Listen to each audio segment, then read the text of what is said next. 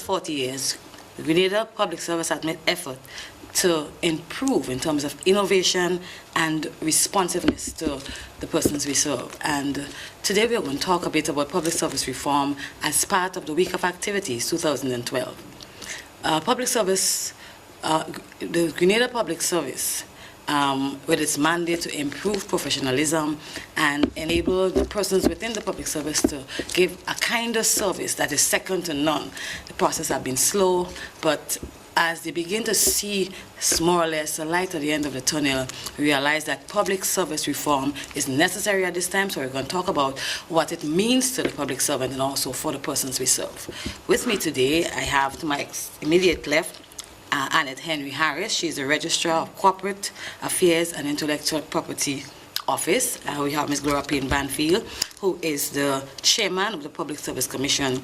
And we have Mr. Francis Robinson, Head of the Reform Management Unit. Welcome, ladies and gentlemen. Thank you. The idea of public service reform, for most persons, it seems foreign, but it has been something that has been long in coming. Well, let's start off with Mr. Robinson. Let's talk about the idea and how important it is at this time. Well, one has to see public service reform in the context of getting or ensuring that the public service is in line with the environment in which it operates. In fact, one could also consider that there are a number of factors that are driving public service reform. And that, as a process, has been going on for a number of years, as you said. In fact, in Grenada's case, one could go back as far as the early 60s and come forward from there.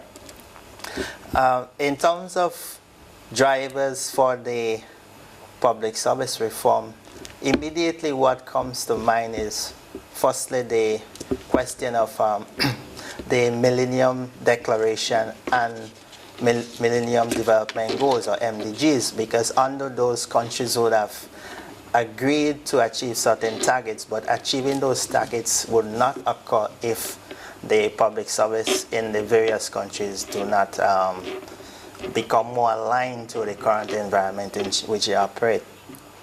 The whole question of citizens being more demanding of their respective government. In fact, people's expectation is growing. The whole question of the information age in which we exist. And I think a very important one, which I want to get back to later on, is the whole question of OECS Economic Union. So these are just some of the factors that in our current realities would be driving public sector reform.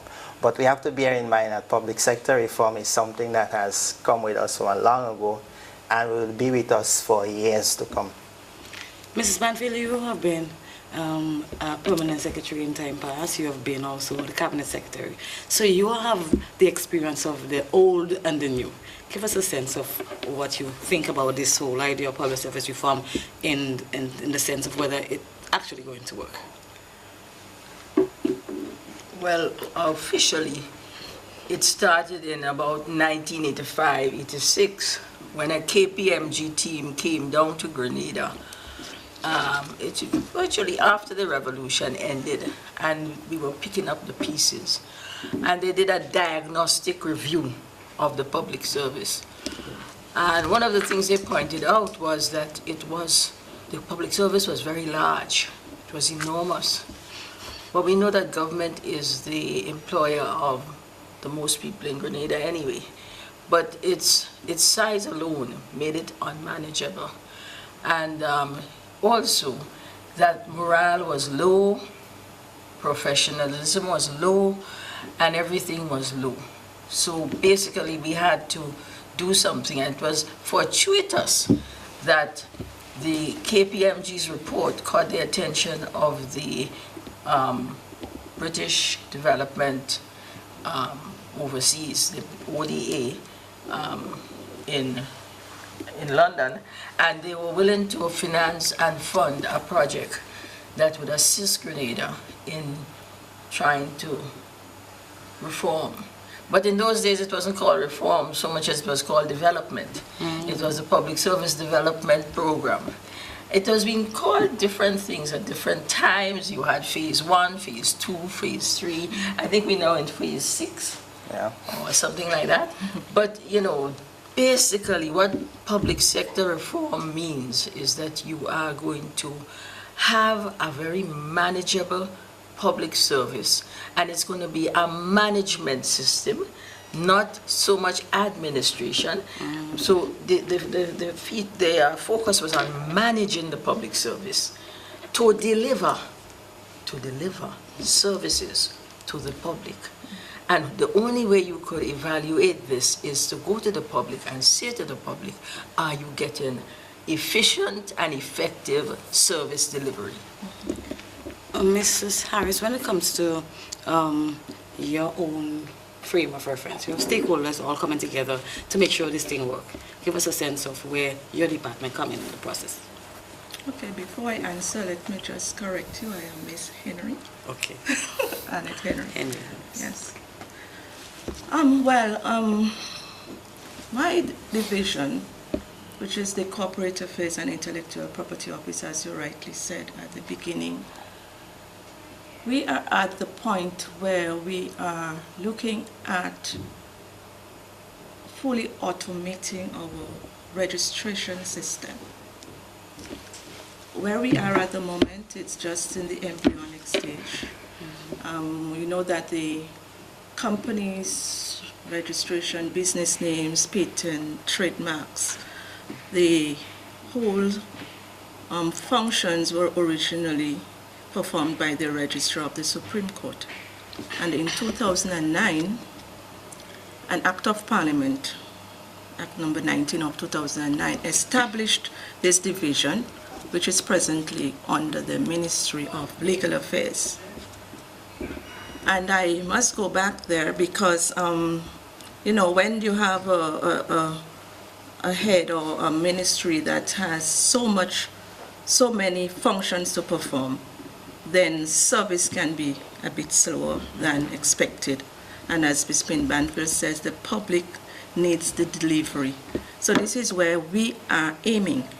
The CAIPO, in short, the acronym, we are aiming to deliver quicker service in a shorter time than what was previously given. And this is in terms of our incorporating of companies, business names, so that certificates can be delivered, businesses can start up quicker, and investors or the small businessman can start the process and keep rolling in a shorter time. And I must say that the program or the project that the government has embarked on to ensure that this happens, we have used, or we are using the aid of the International Financial Corporation, IFC, it's a World Bank group. With their aid, they have provided the technical expertise through Alpha XP, that's the software consultants, who really have designed the software whereby we can actually have every bit of information in a database, and persons will be able to have access to the information, right, and also register online. This is where we are going, and we are also aiming at having these two other divisions, the Inland Revenue Department and the National Insurance Scheme. We are also aiming to have this linkage whereby we can share information and they also can have access to our database, because it is important that persons get their tax numbers and also their social security numbers. So we hope that in the long run we have this one stop, but these 3 units can actually get the information they need so that persons can efficiently start their business on time and in a shorter time. Well, Mr. Robertson, when it comes to modernization. You talk about reform, so a number of things have to be done in order for the process to kick off. Give us a sense of some of the initiatives that have taken place so far. How are we proposing to get this model? For some people, it will be like, oh, the old time public service, and now you're moving towards a new public service, but the process is, I mean, you're talking about 40 years. I mean, give us a sense of what had to be done in order for this thing to take place. Well, the approach used has generally been a project-based approach, whereby you have projects being implemented within a given time frame, and then as a consequence of those projects, you would look to mainstream outputs of those projects and build on those projects by getting into new projects based on the deliverables that came out of those previous projects. To be given a specific example of to the question you asked, a specific answer, I could use the example of one project which ended in 2010 and one which is currently ongoing, under which KIPO falls. The first one is the Public Sector Modernization Change Management Program. And one of the emphasis of that project would have been a sector-wide approach to modernization. And if you're looking at a sector-wide approach, you have to look at how the process will be managed.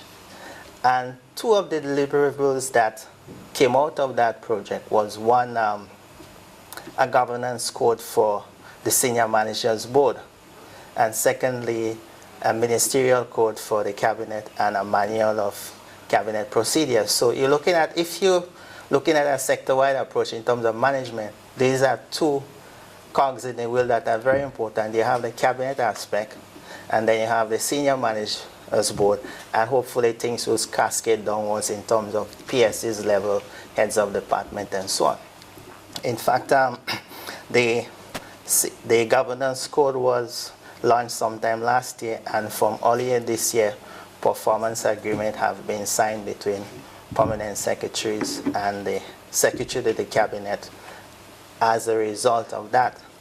The next stage, hopefully looking to launch the ministerial code shortly, which will be addressing the other side, looking at the top level of management of what happens in terms of modernization. So it's a number of small things happening as part of the whole process. Yeah. Mrs. Banfield, when it comes to people, you find that people's mindset, there is a culture or a perceived culture that persons have, both persons inside and outside of the public service, that the public servant, once you're a public servant, then they don't expect professionalism, just do what you want to do, come when you want, go when you want. How do you get the workers on board in the process? Two ways. In 1995, 96, there was the introduction of the performance appraisal system, where in fact the union was the one, the PW was the one that said, look, we need to have a performance appraisal system, something which measures in real terms the performance of somebody.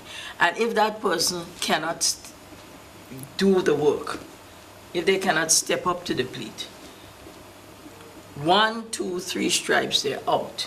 So that was a measurement system of the, but in addition to the appraisal of the individual, you also had the management appraisal of the ministry itself through a system of what they call corporate and strategic planning. Now, corporate and strategic planning has been going on for a while in the world. This is the way to go, because that's the only way you could measure. If you set out objectives, then at the end of the day, you know how to measure, because did you accomplish this? 1, 2, 3. So you have some measurement. So the system of corporate and strategic planning measured the performance of the ministry. The performance appraisal system measured the performance of the individual. And that was a new thing, because the performance appraisal system was not a top-down activity. It was very user-friendly. the officer sat with the appraiser, and together they appraised. So there was a lot of self-assessment. And they also, the individual had to set his objectives for next year with his supervisor. I think the problem, though, that we have in the public service is that a lot of people are in denial. Why change? There's no need to change. After all, it worked for 100 years ago. Why can't it work now? But people must understand that this is a changing system. It's not only Grenada. And if Grenada is to keep up with the rest of the world, and it is the world, because of all this talk about global village, and it is a global village, we have to get in the act. We have to get our act together. So when I hear Ms. Henry talk about the corporate registry, one of the reasons for the corporate registry is that the politicians, the political directorate accepts that the engine of growth in our country is the private sector. And in order for the private sector to move on, they should be facilitated. And the way that they should be facilitated is through a one-stop shop where they can register their company, register their tax number, register everything in this one corporate registry, and then go on to the IDC and do their business. Right. And that is why you see, people see different things happening and they don't realize that all fits in ultimately. Income tax reform, ASICUDA, all these are part of a reform program, but ASICUDA links up to the rest of the world. You know what I mean? So why are we going to keep out of it? And we want to get the best for our people. The people must be able to get the services that anybody, anywhere in the world could get the same services. And that's where Ms. Henry comes in, because that means that the whole idea of the ease of doing business and all of that depends upon the government process. When an investor comes to Grenada, they don't want to have to go to the land Ministry of Land for Land, to the Prime Minister's Office for Aliens Land Holding License, to the other place to do this, and the IDC to do that, and concessions in finance. No, they want to go one place. And inevitably, the corporate registry and the IDC will be working hand in hand and make it easier for them to start business.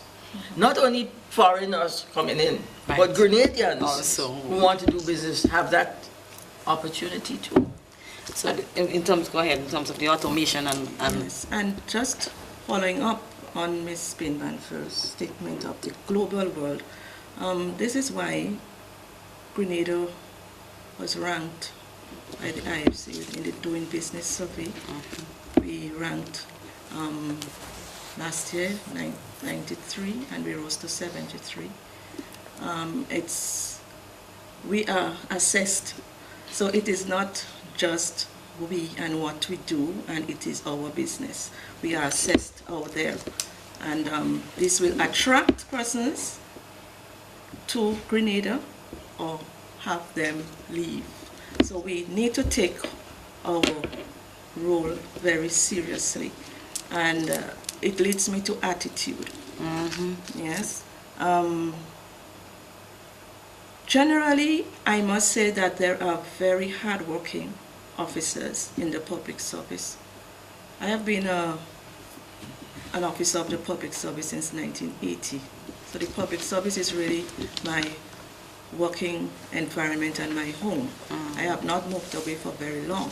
And there are hardworking persons, but I must say generally that I do not know if it's the security of tenure that the public service affords that gives the impression that some officers can do whatever they wish, whenever they wish.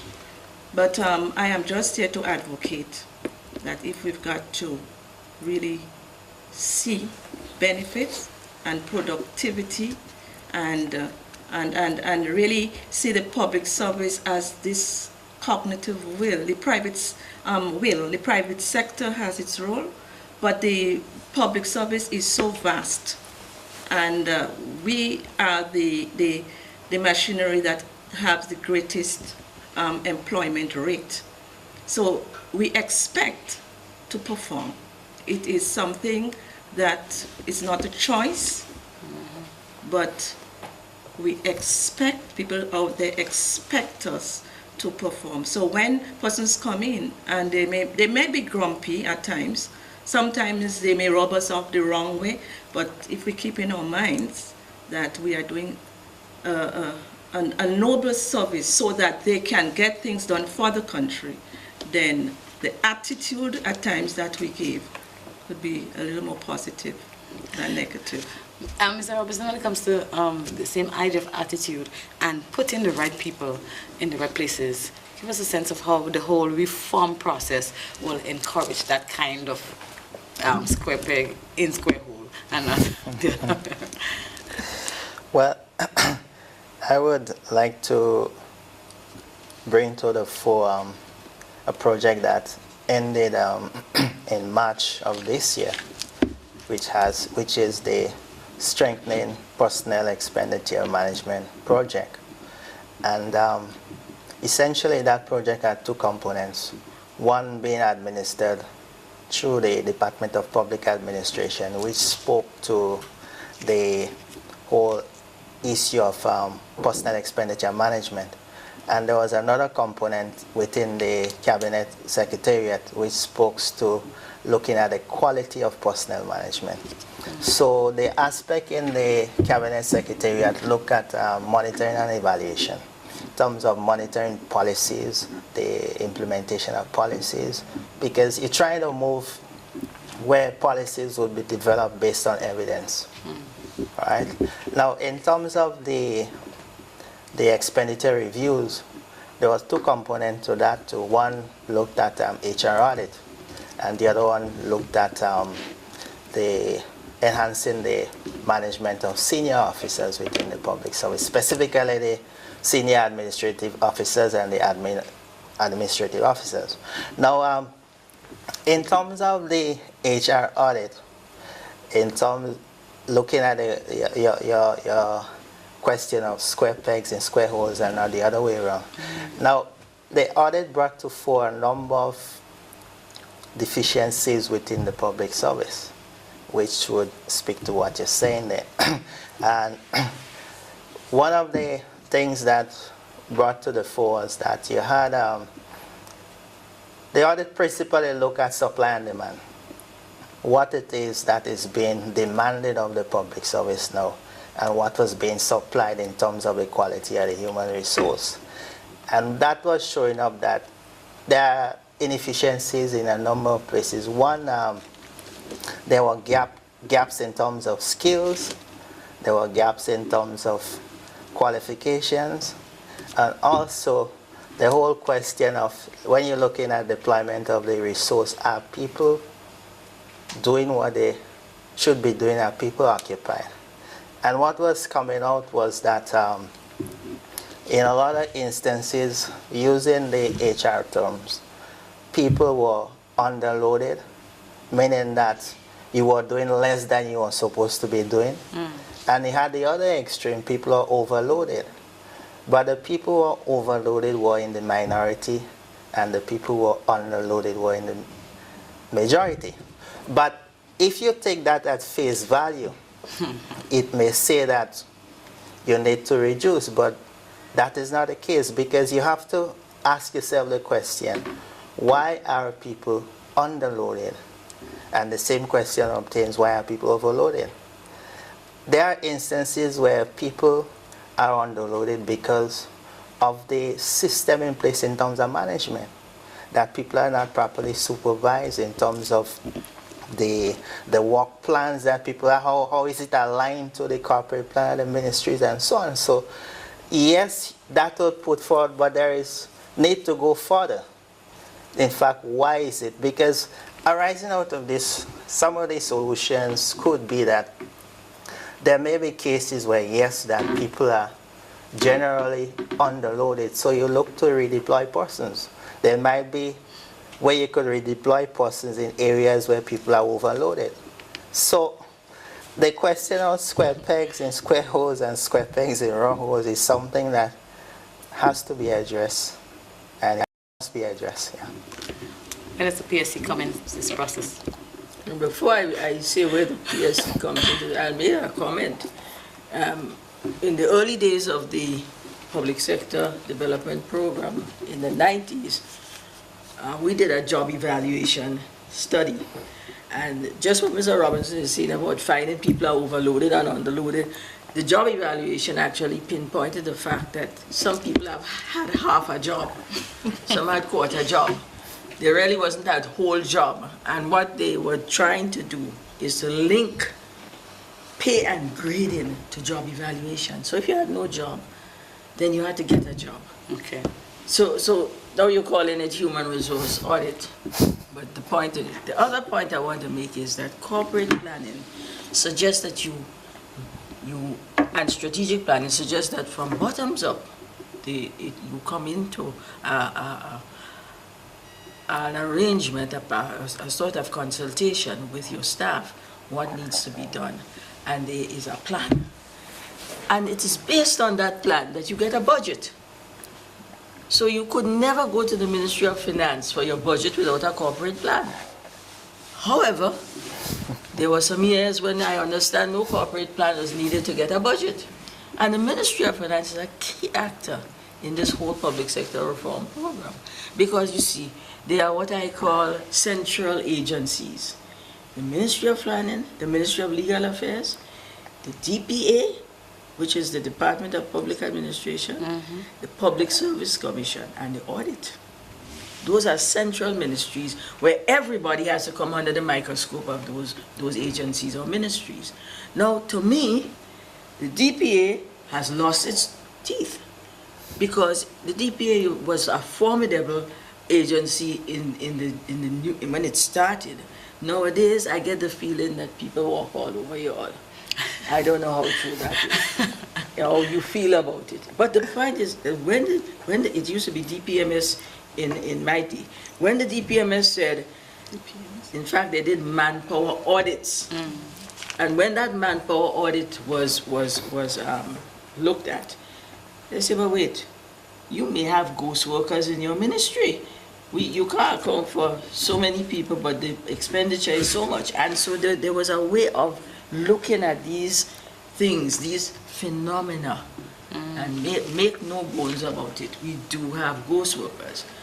And that is what you're talking about. A human resource audit or a job evaluation exercise will uncover those jobs that are not there at all. But people are just there drawing a salary and thinking that they're doing something when in fact they're not. And the other problem in the service is the supervision. We have to get supervisors who will put people on the spot, not do the work. And in most cases, you find the senior officers are doing the work instead of making sure that the people who should do the work do the work. Now, where the Public Service Commission comes in,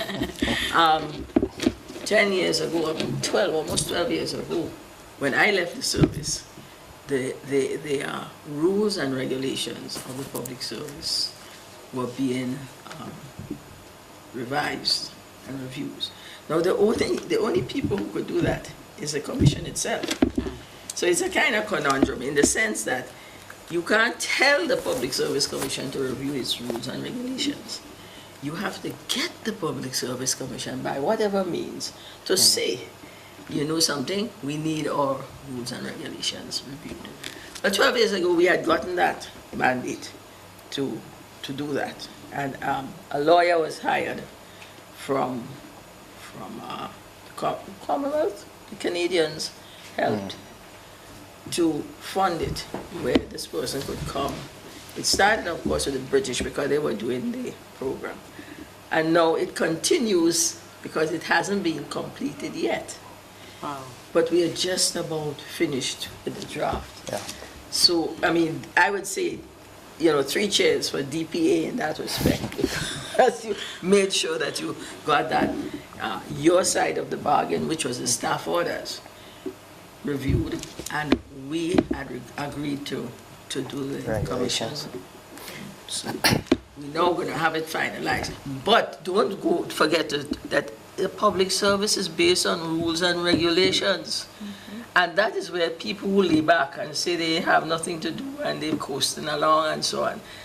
The system that is being advocated now with the human resource audit and finding out what are you doing. You're not doing anything, therefore there's no job. We'll have to fit you for another job. And that is what is happening now. And I guess that's where the idea of training come in, because when it comes to the changing of the mindset of the people, you have persons who've been in the public service for a long, long time, and they have not done anything in IT, they have not developed themselves, and those sometimes are the persons who stall the process, so to speak, so that you have those persons as big stones, so to speak.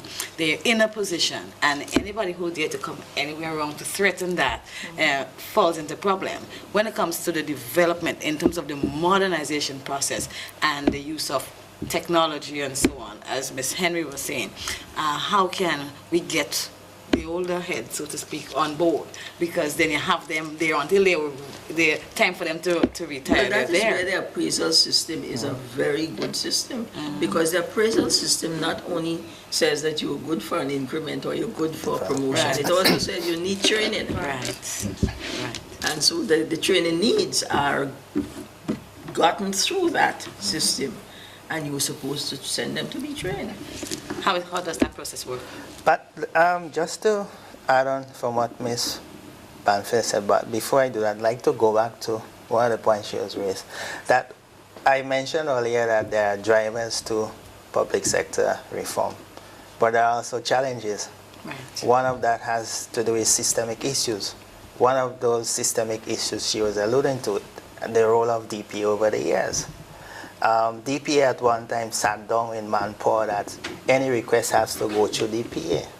Over a time period, that has been sort of bypassed, so that you find things happening and then afterwards knowledge available to DPA. Okay. Right? So these are systemic challenges that one faces, and the whole, well, what that drives is that modernization has to be looked at as a total package, right?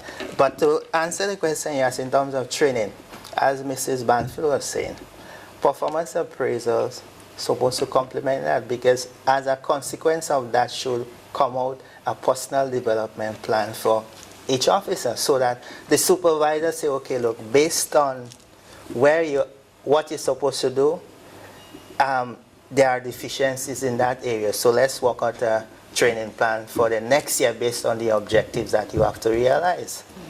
And if that is done, it would mean that some of the issues that you're saying should not be around. Right. So we will take a break, because this idea of public service reform and modernization is like so wide. And when we come back, we want to talk about the political directorate and how they influence the process either way.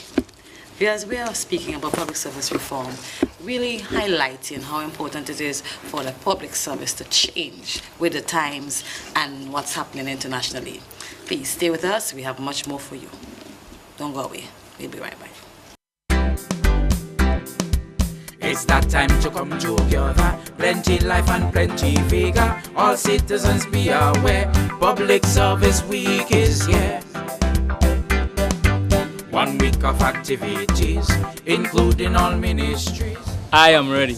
Be aware. I'm ready. Public Service. I am so ready. Public Service Week 2012. Lots of fun. Motivational speeches and discussions. Health fairs and sporting activities. Tea and fashion shows. And lots of food. So let's all come together and make Public Service Week of activities a huge success. Public Service Week is here. Public Service Week is here.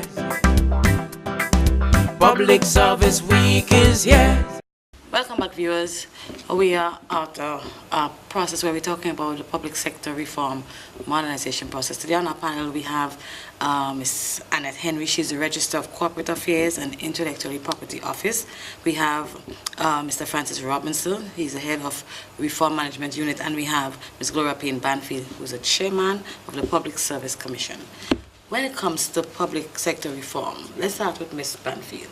Give us a sense of, you see, sometimes we talk about PSC more or less, or when you come into the service, you see PSC, you're about to leave, then you go to PSC, you want a holiday, whatever. But people don't understand that you were there for a very important purpose. What's your mandate? Yes, the one you have left out is discipline.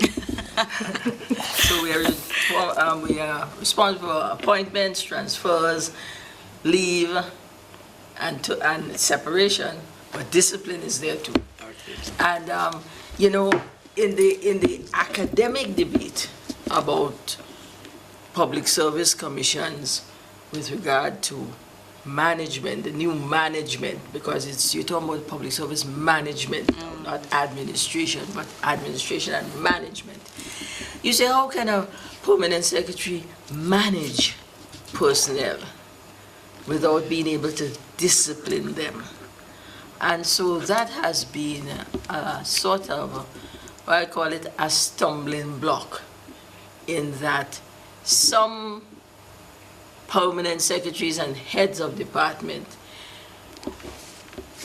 perceive that their role is to discipline as well in some strange ways. And we have to remind them that discipline belongs to the Public Service Commission. However, we also let them know that the process has to start with them. So there's a process that starts with the manager of the ministry.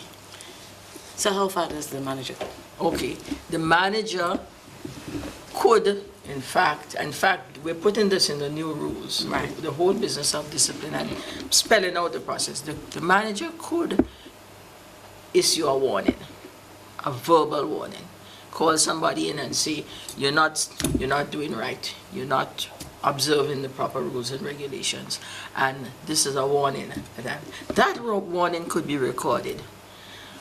If that person continues to do so, do what they're doing, it goes further. It takes a letter form. You say, remind you came here and so. If they don't, you could actually get rid of the warning from the files, because the person has started to, and you could get rid of it. Now, beyond that, the matter has to come to the Public Service Commission. And the commission is the one to actually prescribe the penalty for the transgression. So the managers must not or should not take on themselves to prescribe the penalty. And that is sometimes done. And we have always to remind persons, supervisors, that rule is not theirs. But they are part of the process in bringing it to their attention. And I would go so far as to say, in some cases, they don't bring it to our attention at all. They just deal with it. Hooray for those. But if perhaps the person who is being disciplined files a court case, they will have to stand up, because Public Service Commission didn't see it. Right. And there's a reason for this. Because remember, the Constitution is what gives the authority to the Public Service Commission. And you know, when our Constitution and most of the constitutions in this area, in the Caribbean, were being done, one of the things that we had to look out for was something called political victimization. And that's why the public service was the agency that did that, because the public service is not part of the service. It has no minister in charge of it. It doesn't have to take any direction from any minister. It is apart from all of that. It stands apart.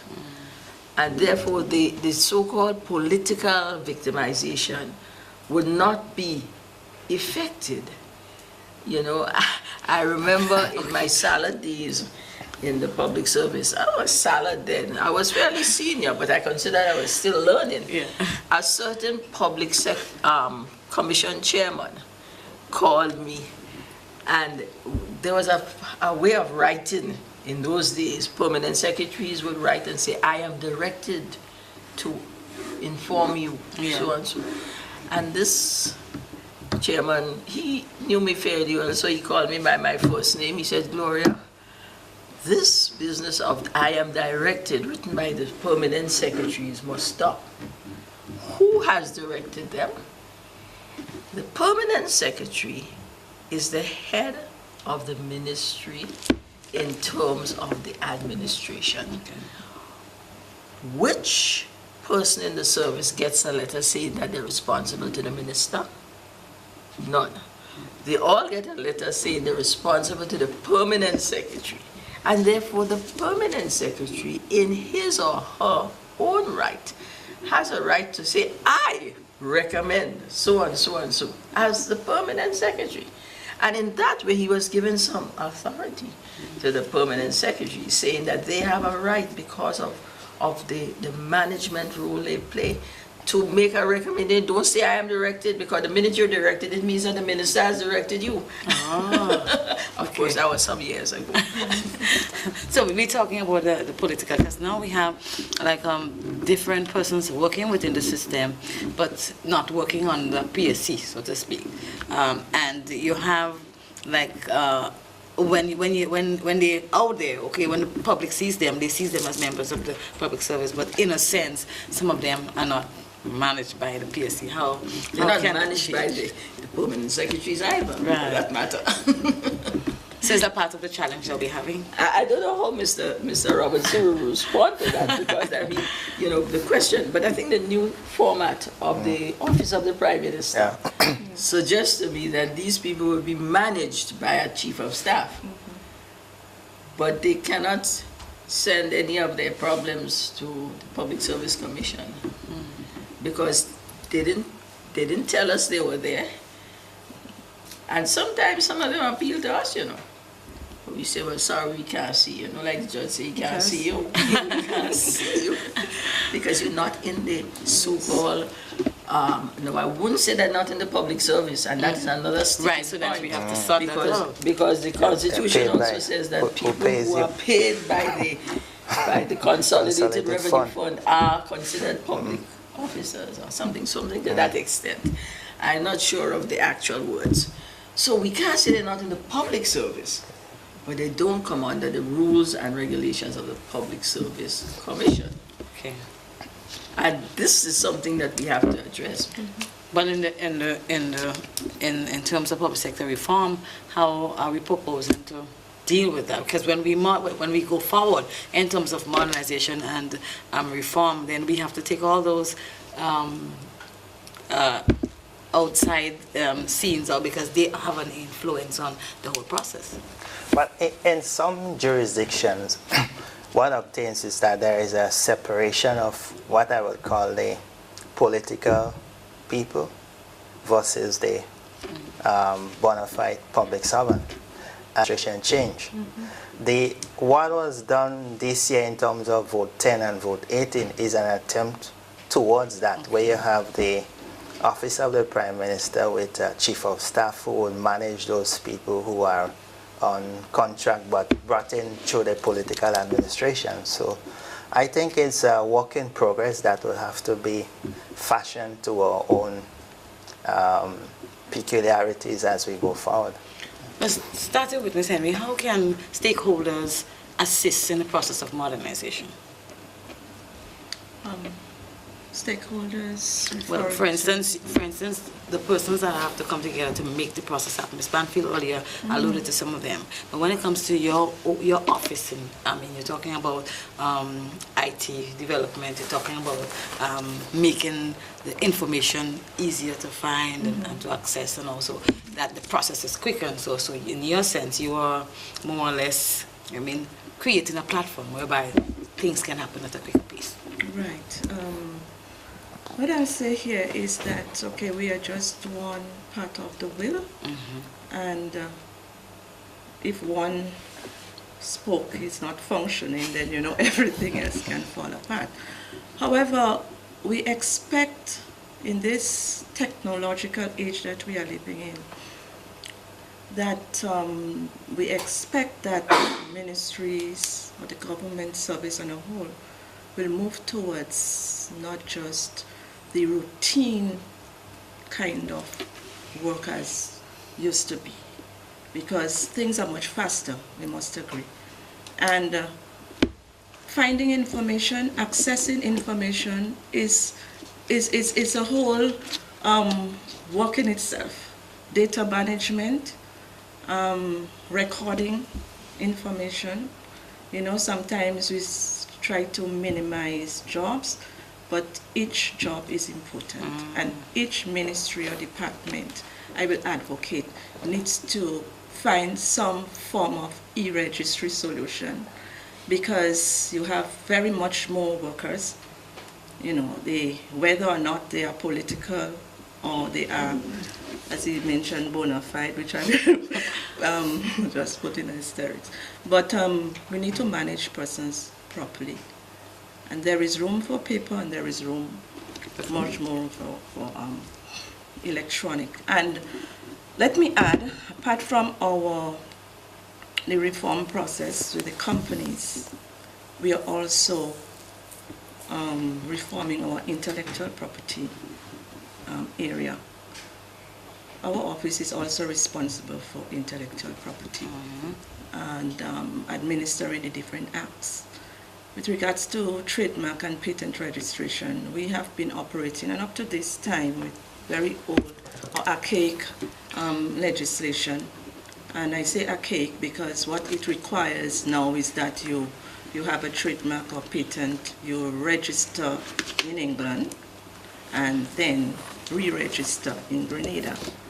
And we know that can be expensive for persons who, may have some small business person who wants to register the trademark, but they do not have the money to get an agent, go to England, and come back. But the good news is that we are reforming our legislation. Our trademark and patent acts, also our copyright acts, have been enacted. However, we need our regulations, which we are finalizing, to actually work our legislation. What does that actually mean?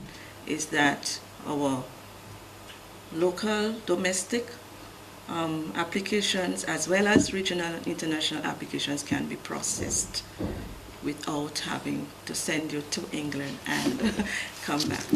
So I must say, with regards to the political directorate, they are very much on board with intellectual property and the economic gain that can be acquired from intellectual property. The full understanding with regards to persons out there, it's a process. It's a matter of creating awareness, actually holding people by the hand, because it can appear mundane and hard to grasp, but it is all about your creativity and what you do on a day-to-day basis, and how you can actually protect your creativity and make it work for you in the economic market.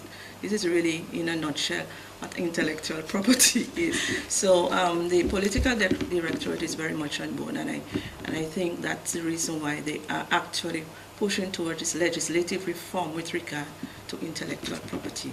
So KIPO, two-barrel, corporate affairs, companies, business names, registration, and intellectual property. So we are not only, or we will not be only doing the day-to-day administration of the different, performing the different functions of the acts, which is our 80% mandate. However, we have also a mandate to ensure that persons understand intellectual property issues, why they need to register not just your company, but find a trademark that can become distinct there, that when people see your goods, and make it so marketable that you can actually gain and make your money and be competitive out there in the long run. Everybody benefits. Everybody benefits. When it comes to the public service reform, in the context of the regional mandate that we're seeing now, I mean, sometimes we tend to think because we're in Grenada, we're just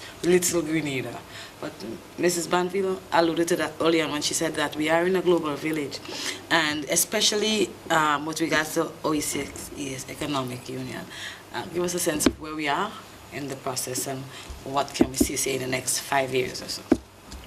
Well, I think for our case, there is a high level of good news in the sense that the OECS has recognized that you cannot have the economic union proceeding and public administration, public sector reform is lagging behind. So the OECS has put forward a 7-point agenda in terms of a regional program for transforming the public service. Yes. Now, interestingly, there are about 3 projects in recent times. I speak here of the change management project, the World Bank project, through which KIPO came into being, and also the Strengthening Personal Expenditure Management project, which I spoke to. Those 3 projects, there are elements of them that spreads out throughout those 7-point agenda. So it's good that whilst those projects, when they were developed, that knowledge of the 7-point agenda was not around. The mere fact that it is around now and they fit into that, it means that theoretically we on the ball, but we need to keep our eyes on the ball at the same time. And I would just want to say that the importance of that regional transformational project for the public service is really geared at that. The efficiencies that you hope to gain from the economic union, you don't want those efficiencies to be eroded by the ineffectiveness of the public service in the various countries. So the whole question of reform having to be part and part of the economic union as we go forward. What brings me to my probably penultimate question that has to do with productivity, because the reason why you're modernizing in the first place is so that the service can work more effective and efficient. When it comes to productivity, Mrs. Banfield, give us a sense of how you see continue the effort to ensure that the public service is modernized, leading to better productivity. Because you have new systems and you have new equipment, but if you have the same old mindset, but you see, the thing about it is that you have to learn to set goals and objectives. Now, people think that's easy to say, but it's not easy to do.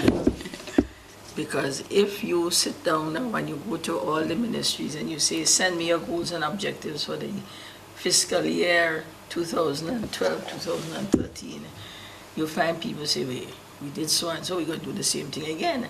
And so it's a repetition, right, instead of a progression. And that is what we want when we talk about productivity. We're not talking about just doing the same thing over and over by routine. We're talking about moving up. So it must be progressively increasing in the whole business of productivity. We're doing it good now, we want to do it better. And ultimately, we want to do it best. And so we have to keep measuring, because objectives can be measured. And they still use the SMART system. Yeah.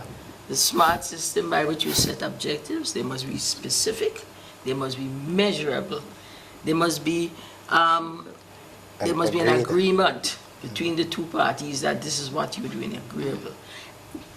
They must be rational, realistic, rational, realistic, time bound, and they must be time bound. So you say in a certain time we're gonna get this done. So you can measure everything not only in terms of how much, but how much time you took to do it, and how much more you're going to improve on it. So it's constantly improving. And if we do that, you would find that we're going to start cutting down the time it takes for somebody to get a birth certificate. Those little things mean something to ordinary people. We're going to cut down the time it takes to get a voter's registration card. We're going to cut down the time it takes to get a passport. All those things are important. I think that was done, the passport one. Yeah, they're important to people. People at the, grassroots. It is also going to take things like delivery of health services and education. Those are very important aspects of the development of a people.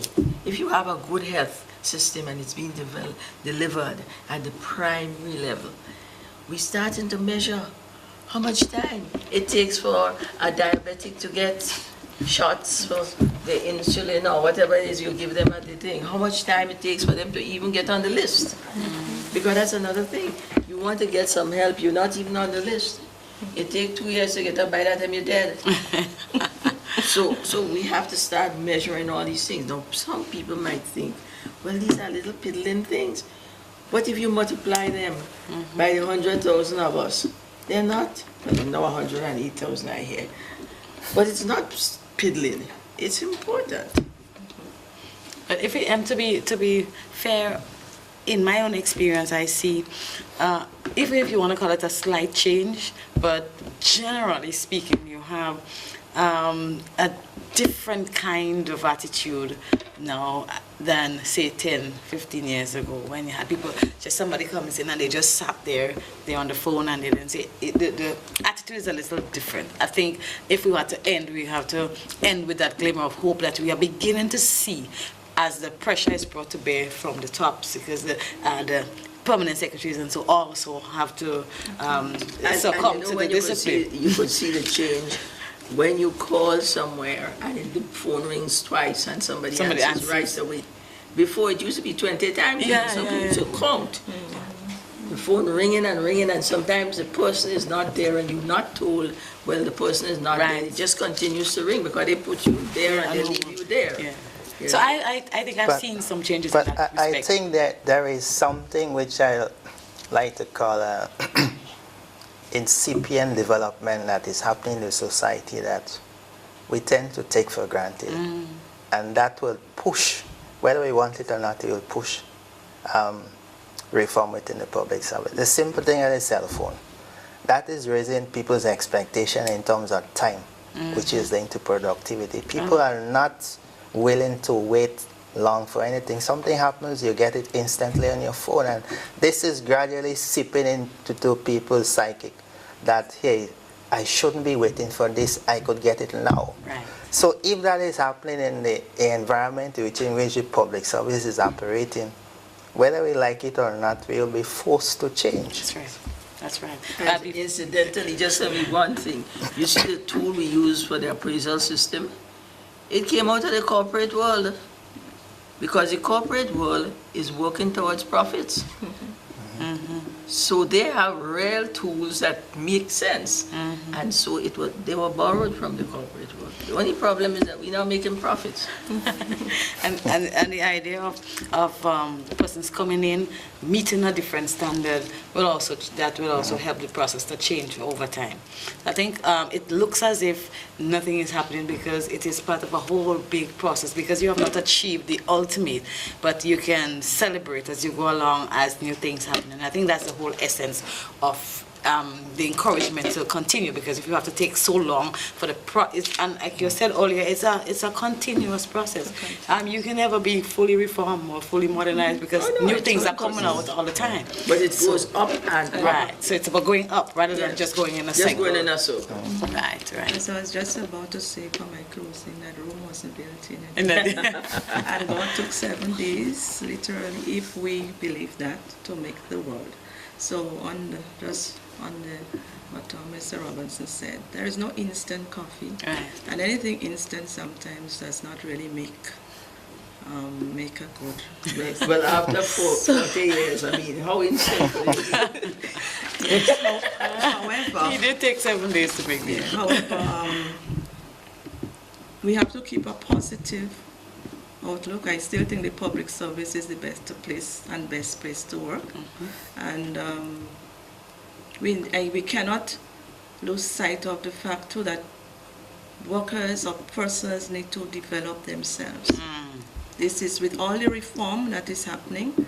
If as individuals we do not take responsibility for developing ourselves, then time can pass you by and things will be happening around you and you're wondering what's happening. So we've got to, even if it's a matter of just reading one extra magazine that is educational per day, something more to help us to, you know, understand and place us in a position that we understand what is happening. So we need to develop our mind.